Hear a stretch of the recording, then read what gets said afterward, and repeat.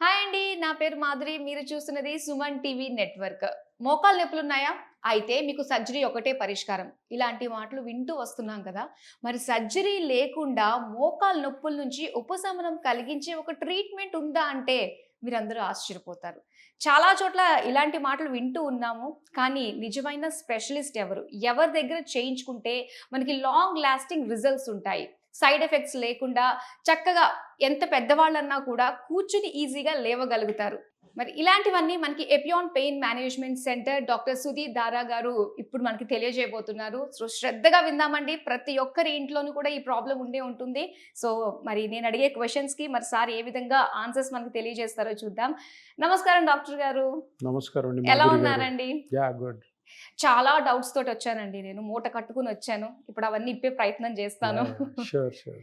So నిజంగా మోకాలు నొప్పులు అంటే ఒకప్పుడు 40, 50 ఏళ్ళు దాటిన వాళ్ళకి వస్తూ ఉండేదండి. కానీ ఇప్పుడు 15 ఏళ్ల పిల్లల్లో కూడా అబ్బా! నొప్పులొచ్చేస్తున్నాయి, నళ్ళైపోతున్నాను అన్న సమస్య వింటూ వస్తున్నాం.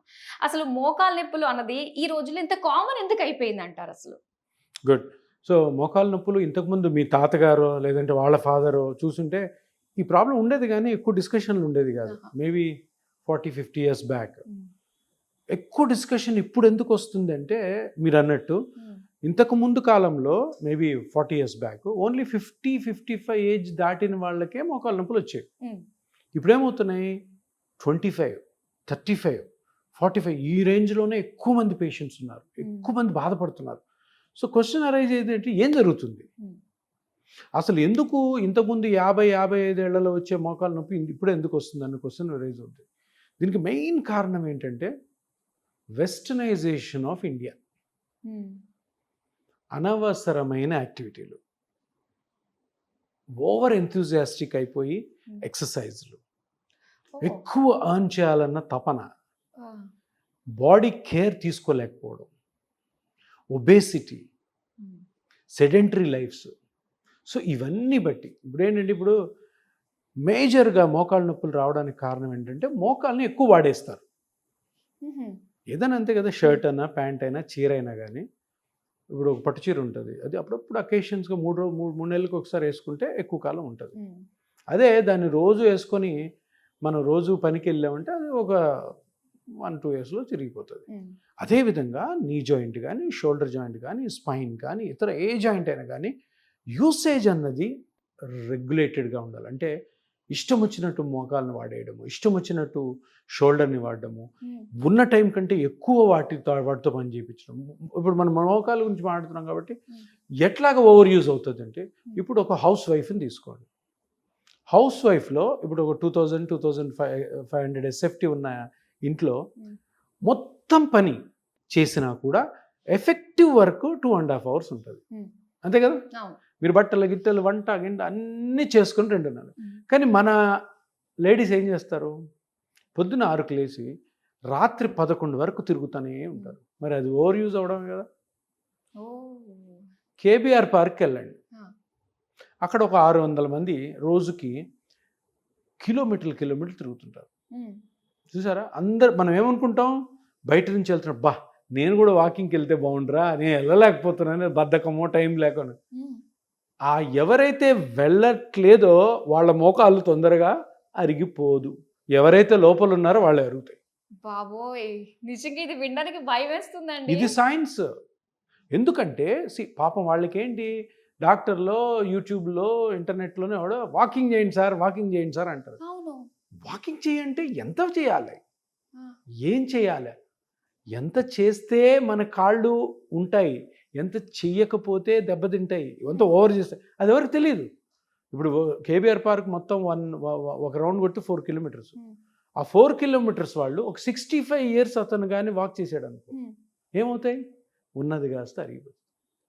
సో ఏజ్ ప్రకారము, మనకున్న కండిషన్స్ ప్రకారము ఎంత ఎక్సర్సైజ్ చేయాలి, ఎంత వాకింగ్ చేయాలి తెలియదు ఎవరికి. సో ఏం చేస్తారు, ఒక మాట జిమ్కి వెళ్ళంటారు.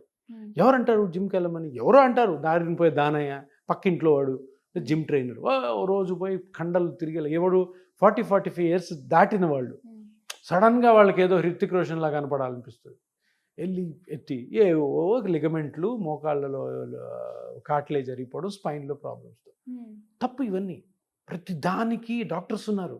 ఆ డాక్టర్స్ని అడిగి అడ్వైజ్ తీసుకోండి. సో మనం coming back to your question, మోకాళ్ళు ఎందుకు చిన్న వయసులో అరిగిపోతున్నాయంటే అతిగా మోకాళ్ళని వాడడం వల్ల.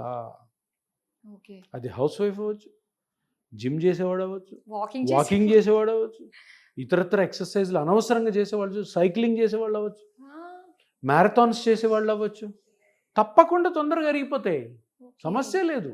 ఇప్పుడు ఏదో 5K రన్ ఇదంతా కూడా మనం ఎనర్జెటిక్ గా ఉండడానికి పెడుతూ ఉన్నారు, దాని వల్ల కూడా ప్రాబ్లమ్స్ వస్తున్నాయి. అయితే దాన్ని గవర్నమెంట్ మళ్ళీ ప్రమోట్ చేస్తుంది చేస్తుంది కదా. వాళ్ళకి తెలీదు, పరిగెత్తేవాడికి తెలీదు. మ్యారథాన్ అందరు పరిగెత్తున్నది, ఈరోజు ఫస్ట్ టైం పోయి పరిగెత్తాము అని పరిగెత్తుంటారు. ఏమవుతారు?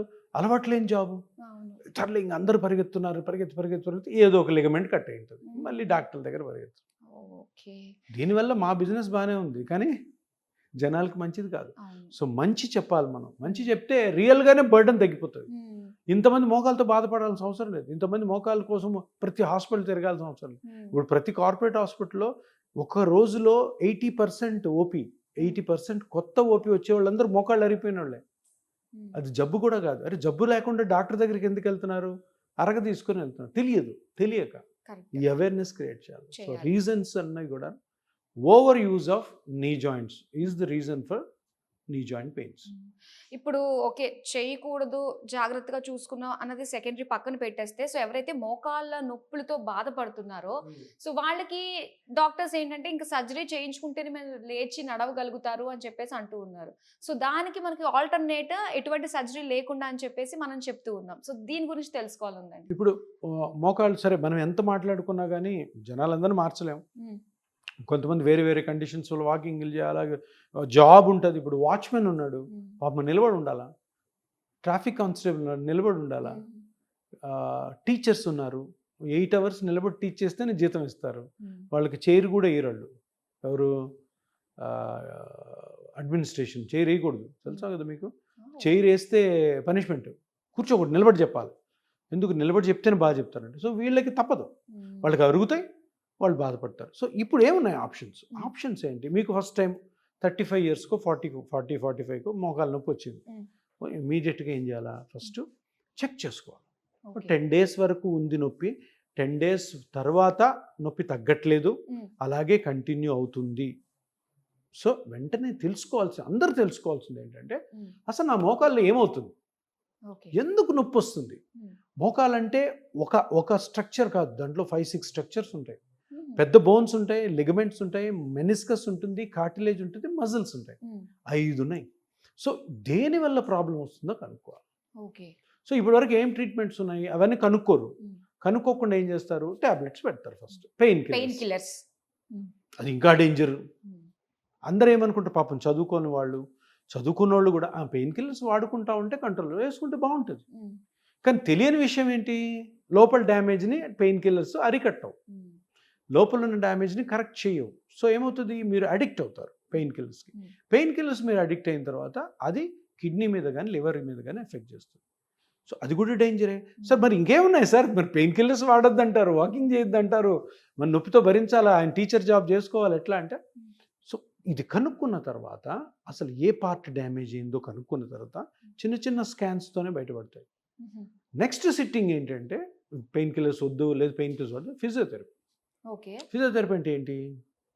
ఎక్సర్సైజ్. ఇక్కడ పాయింట్ ఏంటి? ఫిజియోథెరపీ కూడాను మోకాలులో రూట్ కాజ్ని కరెక్ట్ చేయకుండా దాన్ని ఫిజియోథెరపీ చేస్తే నొప్పి ఎక్కువ అవుతుంది, అంతే కదా? ఇప్పుడు ఏదో డ్యామేజ్ అయిన పట్టుకొని లాగాం, ఇట్లా స్ట్రెచ్ చేసాం, ఫోల్డ్ చేసాం. సో ఫిజియోథెరపీ కూడా అన్లెస్ మీకు లోపల ఏ ప్రాబ్లం ఉందో తెలియకుండా చేసినా కూడా డేంజర్. సరే సార్ ఇది కూడా లేదు, మరి ఇంకేముంది అంటే ఏమీ లేదు. ఫస్ట్ ఆఫ్ ఆల్ మోకాల్లో జరుగుతున్న డ్యామేజ్ని కనుక్కోవాలి. అది ఎక్కడ డ్యామేజ్ అయింది? లిగమెంటా, మజిలా, బోనా, కార్టిలేజా?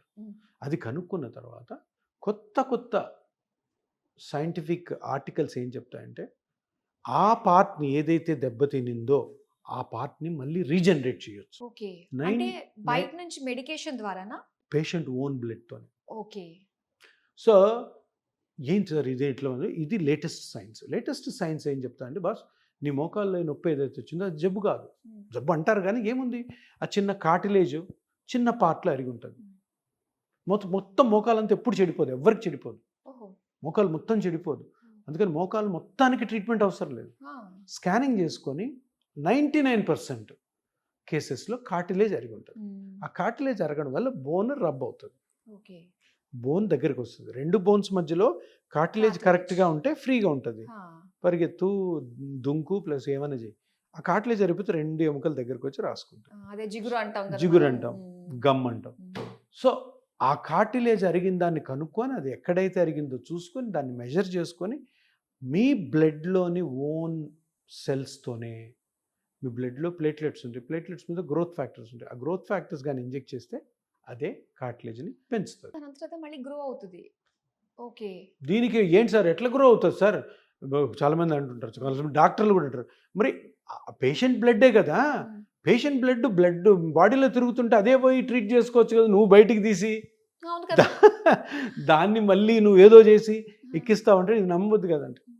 ఏంటంటే ఇప్పుడు అసలు బ్లడ్లోని సెల్సే కార్టిలేజ్ని, గుజ్జుని ఎలా పెంచుతాయి? ఇది డౌట్ అందరికీ. ఎలా పెంచుతాయి అంటే, ఇప్పుడు మీకు ఇక్కడ చిన్నగా గుచ్చాను, బ్లడ్ వస్తుంది, పిన్నిస్ తీసుకుని గుచ్చాను, ఏం చేస్తారు? ఇట్లా పెట్టి ఒత్తుతారు. ఒత్తితే ఏమవుతుంది? ఆగిపోతుంది. ఎందుకు ఆగుతుంది? అసలు బ్లడ్ ఎందుకు వస్తుంది? నేను గుచ్చాను, గుచ్చితే బ్లడ్ ఎందుకు వస్తుంది? జస్ట్ మొత్తం బ్లడ్ ఫ్లో అవుతూ ఉంటుంది కాబట్టి. ఎక్కడ ఫ్లో అవుతుంది? నరాల ద్వారా ఫ్లో. నరాలు కాదు, ఆర్టరీస్, వీన్స్ అంటాం. Veins, blood vessels. Blood vessels ఏంటి? పైపులు. పైపుకి బొక్క పెట్టాం, లీక్ అవుతుంది. లీక్ అవుతుంది. మీ ఇంట్లో పైపు బొక్కపడింది అనుకో, ఇట్లా గట్టిగా ఒత్తితే పోతుందా? ఆగిపోద్దా? అక్కడ ఆగదు, ఇక్కడ ఆగుతుంది. ఎందుకు ఆగుతుంది? ఇది పైపే, అది పైపే, దీంట్లో బ్లడ్, దాంట్లో వాటర్. ఎందుకు ఆగుతుంది? సెల్ఫ్ రిపేర్ ఉంటుంది. ఎగ్జాక్ట్లీ.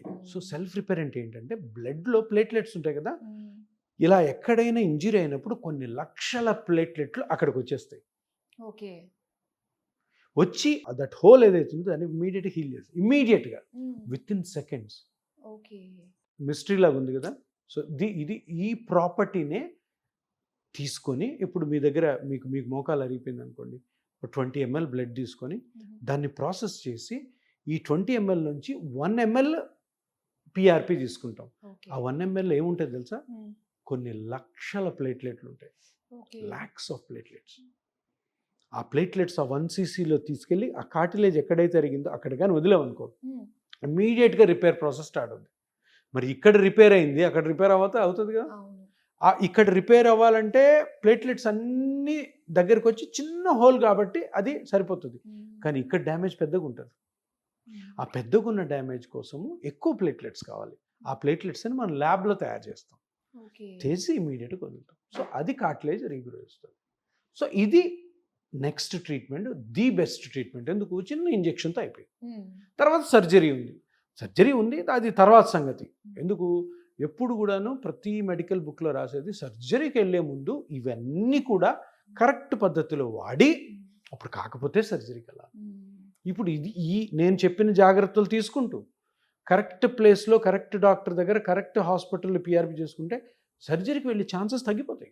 ఓకే. నిజంగా చాలా మందికి డౌట్ ఉంటుంది, ఒక్కటే పరిష్కారం సర్జరీ అనుకున్న వాళ్ళకి నిజంగా ఇదొక చక్కటి అద్భుతమైన ఒక రిలీఫ్ అన్నట్టుగానే చెప్పాలి, మంచి ఆల్టర్నేట్.